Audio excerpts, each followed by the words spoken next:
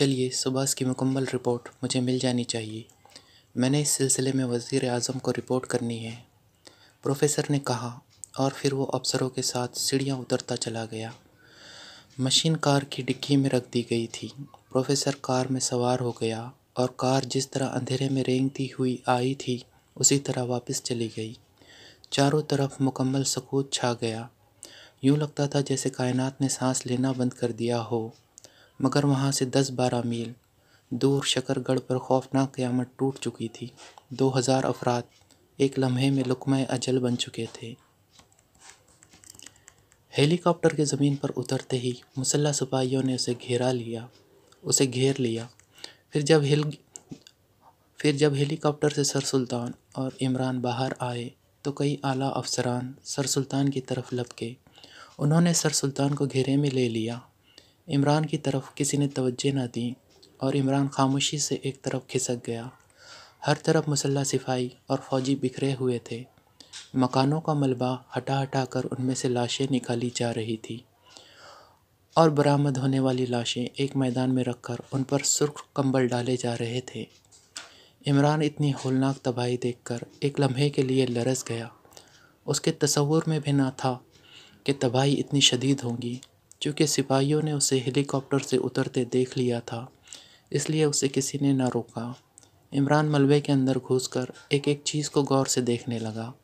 اسے یوں محسوس ہوا جیسے کسی نے تمام مکانوں کو دھکا دے کر نیچے گرا دیا ہو۔ اس نے ایک لاش سے کمبل ہٹایا اور اسے جھک کر غور سے دیکھنے لگا۔ یہ ایک معصوم بچے کی لاش تھی جس کے چہرے پر ابھی بھی مسکراہٹ موجود تھی، مگر اس کے دل کی حرکت رک گئی تھی۔ اس بچے پر ملبے میں دبنے کے کوئی آثار نہ تھے۔ بچے کے دونوں کانوں سے خون کی چند بوندیں رس کر باہر آ گئی تھیں۔ عمران کافی دیر تک غور سے لاش کو دیکھتا رہا، پھر ایک طویل سانس لے کر اٹھ کھڑا ہوا۔ پورے علاقے کا راؤنڈ لگا کر عمران اسی طرف آ گیا جہاں سر سلطان آفیسروں کے قریب کھڑے تھے۔ افسران اس حادثے کے بارے میں اپنی اپنی رائے دے رہے تھے۔ عمران خاموشی سے ان کے قریب آ کر رک گیا۔ اس کی آنکھوں میں گہری سوچ و بچار کے آثار نمایاں تھے۔ اس کی مکمل رپورٹ شام سے پہلے میرے پاس پہنچ جانی چاہیے تاکہ صدر مملکت کو تفصیل سے اس حادثے کے بارے میں بتایا جا سکے۔ سر سلطان نے ایک فوجی افسر سے مخاطب ہو کر کہا۔ بہتر جناب، افسر نے مؤدبانہ لہجے میں جواب دیا۔ واپس چلیں؟ سر سلطان نے عمران سے مخاطب ہو کر کہا۔ ہاں، عمران نے مختصر سا جواب دیا اور سر سلطان مڑ کر ہیلی کاپٹر کی طرف چل پڑے۔ عمران ان کے پیچھے تھا۔ چند لمحوں بعد ان کا ہیلی کاپٹر فضا میں بلند ہو گیا۔ بہت ہولناک حادثہ ہے، سر سلطان نے جھرجھری لیتے ہوئے کہا۔ ہاں، مجرموں نے زبردست درندگی کا ثبوت دیا ہے، عمران نے بھی انتہائی سنجیدہ لہجے میں جواب دیا۔ مجرموں نے؟ کیا مطلب؟ کیا انہیں قتل کیا گیا ہے؟ سر سلطان نے چونک کر عمران کی طرف دیکھتے ہوئے کہا۔ جی ہاں، ایک باقاعدہ سازش کے تحت، اور میں مجرموں سے اس کا ایسا انتقام لوں گا کہ ان کے آنے والی نسلیں صدیوں تک پناہ مانگتی رہیں گی۔ عمران کے لہجے میں بھرپور انتقام کروٹیں لے رہا تھا۔ اس بستی پر کوئی نئی سائنسی ایجاد آزمائی گئی ہے، ایسی ایجاد جو انتہائی خوفناک ہے، اور جہاں تک میرا آئیڈیا ہے اس سازش کا منبع سرحد پار کا علاقہ ہے۔ آپ نے شاید محسوس نہیں کیا کہ تمام مکان اور درخت ایسے رخ پر گرے ہیں جیسے سرحد کی طرف سے انہیں دھکا دیا گیا ہو، عمران نے کہا۔ اوہ ہاں، اب مجھے خیال آ رہا ہے، یقیناً ایسا ہی ہوا ہے۔ اس کا مطلب ہے کہ یہ تمام افراد ملبے میں دب کر ہلاک ہوئے ہیں، سر سلطان نے کہا۔ نہیں، یہی تو حیرت انگیز بات ہے کہ ملبے میں دبنے سے زیادہ افراد کی موت واقع نہیں ہوئی۔ میں نے ایک بچے کی لاش دیکھی ہے جس پر ملبے میں دبنے کے آثار نہیں ہیں، اور پھر ملبے میں دبنے کے بعد بیک وقت تمام افراد ہلاک نہیں ہو سکتے۔ کچھ ہلاک ہو جاتے، کچھ زخمی ہو جاتے، عمران نے دلیل دیتے ہوئے کہا۔ ٹھیک ہے، بہرحال رپورٹ آنے کے بعد ہی صحیح پتہ چلے گا، سر سلطان نے سر ہلاتے ہوئے کہا۔ اس دوران ہیلی کاپٹر سر سلطان کی کوٹھی کے لان میں اتر گیا۔ اب مجھے اجازت دیجیے، میں اس سلسلے میں اپنے طور پر کچھ تحقیق کرنا چاہتا ہوں، عمران نے کہا۔ ہاں ٹھیک ہے، مگر 5 بجے صدر مملکت کی میٹنگ میں پہنچ جانا بطور ایکسٹرو، سر سلطان نے کہا۔ ٹھیک ہے، پہنچ جاؤں گا، عمران نے کہا اور پھر تیزی سے پورچ میں کھڑی اپنی کار کی طرف بڑھتا چلا گیا۔ چند لمحوں بعد اس کی کار تیز رفتاری سے سڑکوں پر بھاگتی چلی جا رہی تھی۔ اس کا رخ دانش منزل کی طرف تھا۔ عمران کے چہرے پر گہری سنجیدگی طاری تھی۔ شکرگڑھ کی ہولناک تباہی ابھی تک اس کے ذہن پر سوار تھی۔ دانش منزل کے گیٹ پر اس نے کار روکی اور پھر اتر کر گیٹ پر موجود مخصوص بٹن دبا دیا۔ چند لمحوں بعد گیٹ کھلتا چلا گیا۔ عمران کار اندر لے گیا اور پھر کار کو پورچ میں روک کر وہ سیدھا آپریشن روم کی طرف بڑھ گیا۔ عمران صاحب، صدر مملکت نے شام 5 بجے ہنگامی میٹنگ طلب کی ہے، شکرگڑھ کی ہولناک تباہی کے سلسلے میں۔ آپریشن روم میں موجود بلیک زیرو نے عمران کے اندر داخل ہوتے ہی اسے رپورٹ دیتے ہوئے کہا، مجھے معلوم ہے، میں شکرگڑھ سے ہی آ رہا ہوں۔ عمران نے سنجیدگی سے جواب دیا، اوہ، کیا ہوا وہاں؟ کیا کوئی طاقتور بم مارا گیا ہے؟ بلیک زیرو نے پوچھا۔ نہیں، ایسے کوئی آثار وہاں موجود نہیں ہیں۔ کچھ اور ہی ہوا ہے، اور کیا ہوا ہے اس سلسلے میں معلوم کرنا پڑے گا، عمران نے بدستور سنجیدہ لہجے میں کہا، اور اس کے ساتھ ہی اس نے میز پر موجود ٹرانسمیٹر پر ایک فریکوینسی ایڈجسٹ کرنی شروع کر دی۔ فریکوینسی ایڈجسٹ کرنے کے بعد اس نے اسے آن کر دیا۔ نوٹرون اسپیکنگ، اوور۔ چند لمحوں بعد دوسری طرف سے آواز آئی، X2، اوور۔ عمران نے X2 کے مخصوص لہجے میں جواب دیا، یس سر، اوور۔ دوسری طرف سے لہجہ مزید مؤدبانہ ہو گیا، شکرگڑھ کے قریب سرحدی پٹی پر کوئی خلاف معمول حرکت کی رپورٹ تو تمہارے پاس سامنے نہیں آئی؟ اوور۔ عمران نے سخت لہجے میں کہا، نو سر، ابھی تک کوئی رپورٹ نہیں ملی، اوور۔ دوسری طرف سے جواب ملا، شکرگڑھ کی سرحدی پٹی پر تمہارے کتنے ایجنٹ موجود ہیں؟ اوور۔ عمران نے سوال کیا۔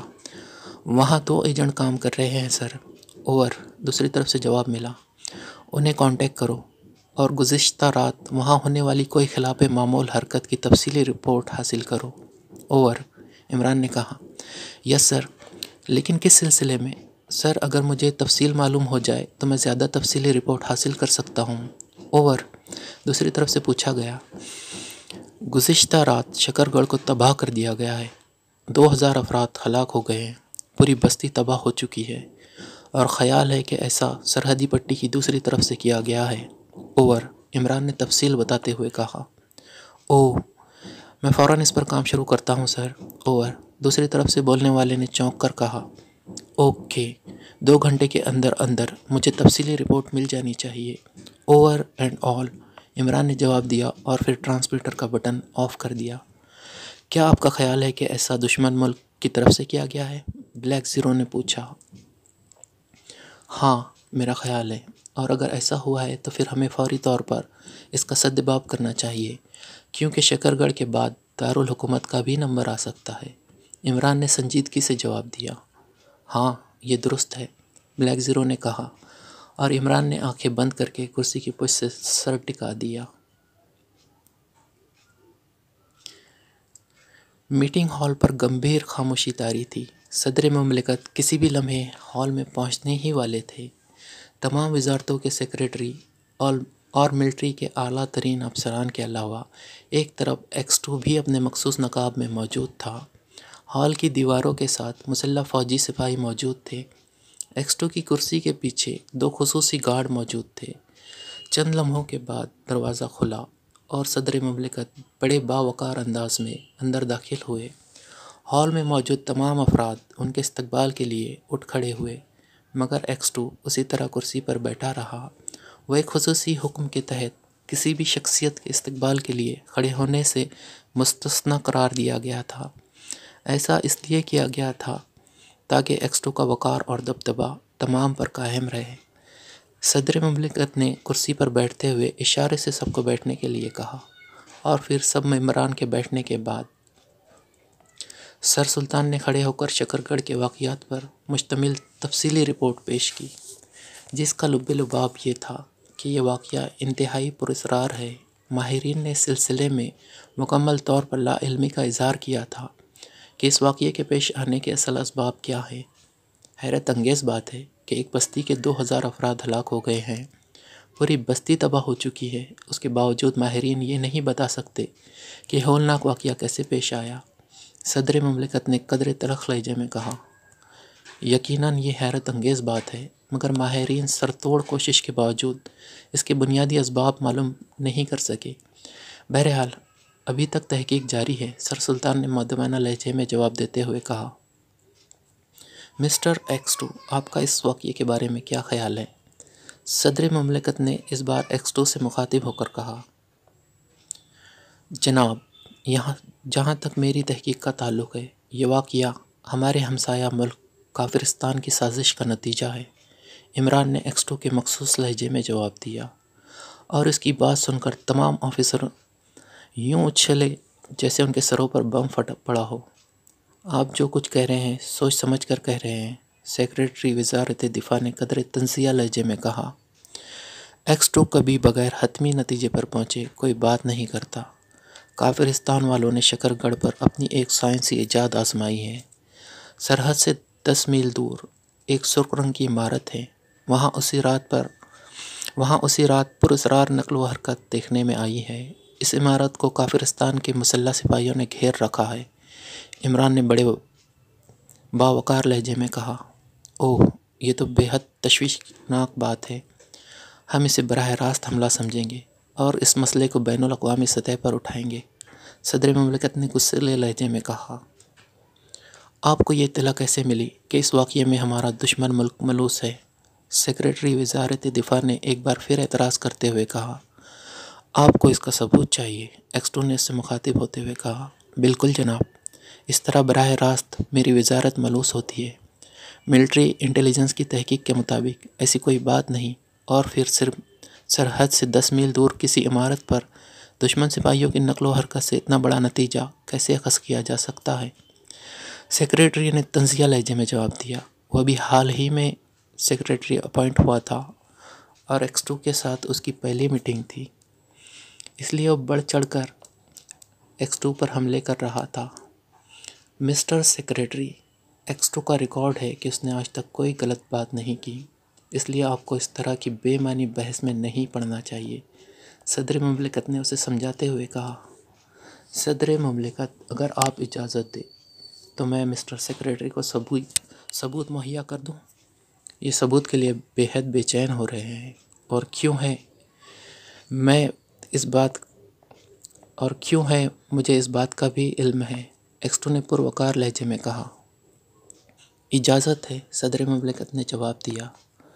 ایکس 2 نے اپنے پیچھے کھڑے ہوئے ایک گارڈ کو اشارہ کیا، اور وہ گارڈ مؤدبانہ انداز میں پیچھے ہٹا اور پھر تیر کی سی تیزی سے سیکریٹری وزارت دفاع کی پشت کی طرف بڑھتا چلا گیا۔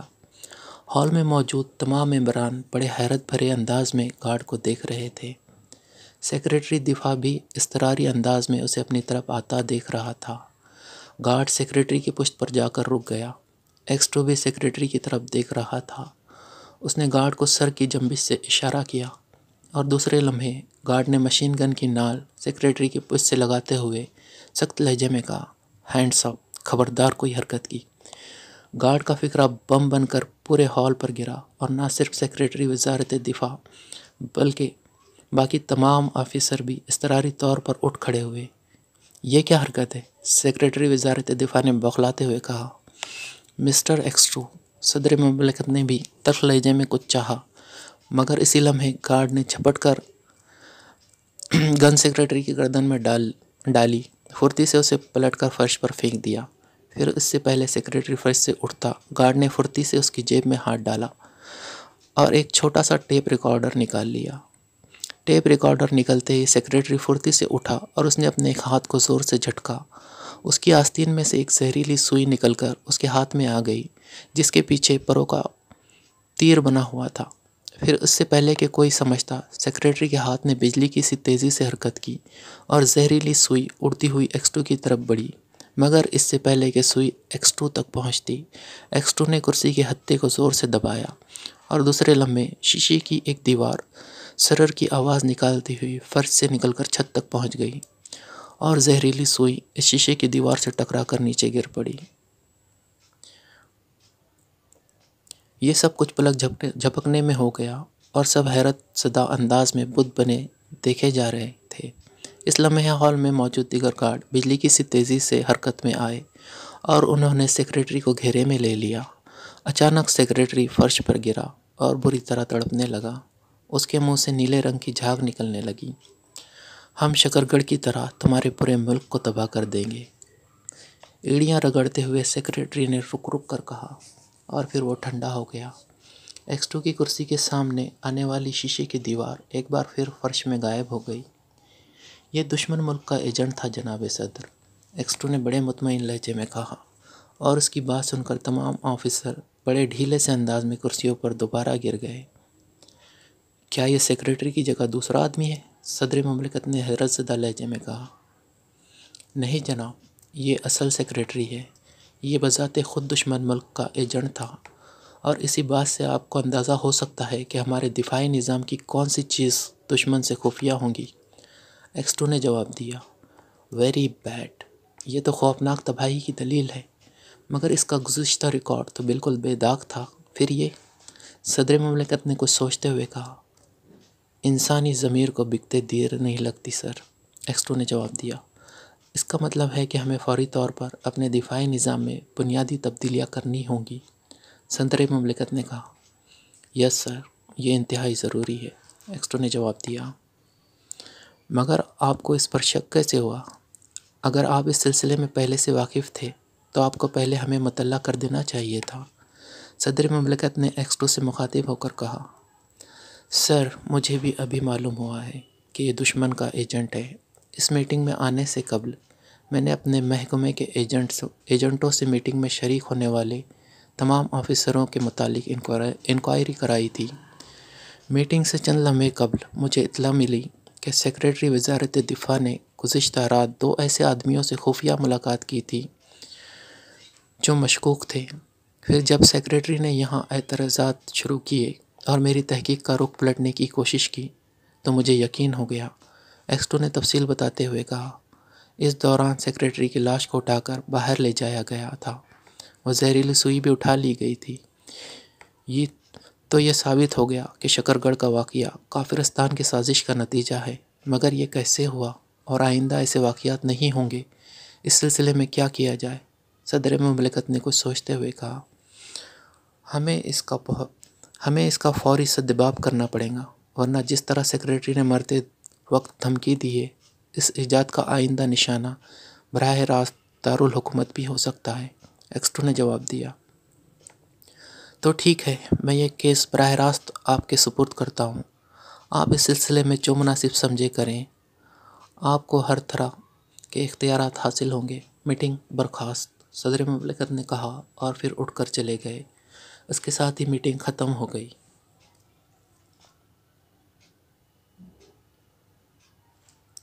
یہ ایک کافی بڑا ہال تھا جس میں نیم دائرے کی صورت میں ایک بڑی سی میز موجود تھی۔ اس میز کے گرد 10 کرسیاں تھیں، جس میں سے 9 کرسیوں پر مختلف افراد بیٹھے ہوئے تھے۔ ایک کرسی جو میز کے درمیان میں رکھی ہوئی تھی خالی تھی۔ ہال کے باہر ہر طرف مسلح سپاہی پھیلے ہوئے تھے اور زبردست حفاظتی اقدامات کیے گئے تھے۔ ہال مکمل طور پر ساؤنڈ پروف تھا اور اس کے گرد ایسا انتظام کیا گیا تھا کہ اس میں ہونے والی کارروائی کو نہ ہی ٹرانسمٹ کیا جا سکتا تھا اور نہ ہی ریکارڈ کیا جا سکتا تھا۔ یہ کافرستان کے پرائم منسٹر کا خصوصی میٹنگ ہال تھا۔ جب کوئی اہم اور خفیہ فیصلہ کیا جاتا تو اسی ہال کو استعمال کیا جاتا تھا۔ اس وقت بھی ہال میں وزارت دفاع کے اعلیٰ افسران، سیکرٹ سروس کا چیف، ڈائریکٹر انٹیلیجنس اور ملٹری انٹیلیجنس کے سربراہ موجود تھے۔